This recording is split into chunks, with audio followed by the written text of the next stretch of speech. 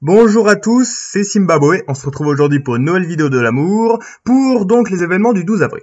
Aujourd'hui, c'est l'anniversaire de la mort d'un célèbre homme politique américain, la mort donc de Franklin Delano Roosevelt, on en avait déjà parlé plein de fois, donc président des États-Unis 1933-1945, célèbre pour sa politique interventionniste du New Deal lors de la Grande Dépression, et aussi pour avoir sorti son pays de l'isolationnisme durant la Seconde Guerre mondiale. Et il faut savoir que Roosevelt a été président pendant 12 ans, parce qu'en fait, les présidents américains, dans la tradition, faisaient toujours pas plus de 2 mandats. Aucun président américain n'avait fait 3 mandats, sauf lui. Il en a même fait 4. En fait, il avait commencé son 4e il y a quelques mois.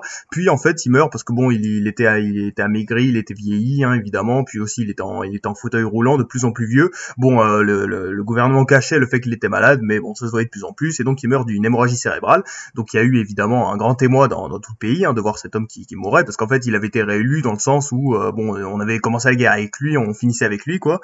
Et il faut savoir que les nazis, quand ils ont vu ça, ils étaient ultra joyeux. Pourquoi est-ce qu'ils étaient ultra joyeux? Parce que ça leur rappelait 1762, lorsque Frédéric II de Prusse se faisait défoncer par l'impératrice de Russie, Elisabeth Petrovna, puis d'un coup, Elisabeth est morte, et du coup, ça a pu sauver la Prusse. Et du coup, les nazis pensaient, comme ils avaient plus d'espoir, ils se disaient, ouais, si Roosevelt meurt, peut-être que ça va pouvoir inverser la guerre. Bon, malheureusement pour eux, c'est pas ce qui s'est passé. Mais en tout cas, donc c'est la mort d'un célèbre homme politique, considéré comme des hommes les plus influents du XXe siècle. C'est très connu pour son optimisme et son pragmatisme.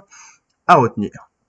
Aujourd'hui, c'est aussi un événement très important dans l'histoire de l'URSS et dans l'histoire du monde. C'est le premier homme dans l'espace, Yuri Gagarin, donc qui est un célèbre pilote soviétique qui en 1961 donc est devenu le premier homme dans l'espace lors de la mission Vostok 1. Il faut savoir comment les soviétiques avaient une très grande avance évidemment dans le domaine spatial au début des années 60, et en fait bon, il s'était préparé depuis pas mal de temps. Il avait été choisi donc pour ses talents en pilote et aussi parce que c'était un homme qui venait de classe populaire, donc ça, pour la propagande soviétique c'était parfait. Et du coup il y a eu la mission Vostok 1 qui a duré plus d'1 heure, donc il était dans une cabine là, voilà, en orbite, et il a fait donc le tour de la Terre, voilà, dans l'espace. Bon, c'était très compliqué, il a failli mourir, ses chances de survie étaient à peu près à 50% en estimation, et il a atterri donc en Russie, donc à 400 km de l'endroit prévu, et du coup c'était le premier homme dans l'espace, et du coup c'était complètement incroyable. Évidemment tous les journaux en ont parlé, c'était impressionnant parce que bon, l'URSS, bon, ça passait un petit peu d'une certaine façon pour un pays arriéré, mais là ça montrait que c'était quand même un pays qui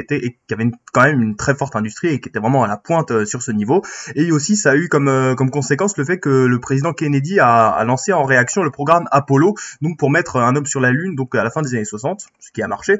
Mais du coup c'est vraiment un événement qui est planétaire pour Yuri Gagarin. Après ça il va faire des tournées dans le monde entier, et il faut savoir que Gagarin aussi était connu pour bien aimer les femmes, son caractère un peu volage, et pour boire de l'alcool. Il avait un peu pris le melon après ce vol en 61, mais en tout cas c'est vraiment un événement qui est incroyable de l'histoire de la conquête spatiale à retenir. Et aujourd'hui, c'est aussi un jour très important pour le Zimbabwe, parce que le 12 avril 2009, le Zimbabwe abandonne sa monnaie, le dollar du Zimbabwe. Donc en fait, le dollar du Zimbabwe, c'était une monnaie, bon, un peu comme les autres, voilà, que le Zimbabwe avait depuis son indépendance, sauf que, qu'est-ce qui s'est passé, c'est qu'en 2009, c'était un petit peu la crise, et le Zimbabwe, en politique économique, le président Mugabe a un peu fait de la merde, et du coup, il y a eu ce qu'on appelle une hyperinflation. C'est quand les prix, ils augmentent, mais ils augmentent un peu beaucoup, c'est-à-dire que genre fin 2008, il me semble que, il y avait des billets, voilà, de 100 000 milliards de dollars de zimbabwéens qui étaient sortis, et avec ça tu pouvais acheter 3 œufs.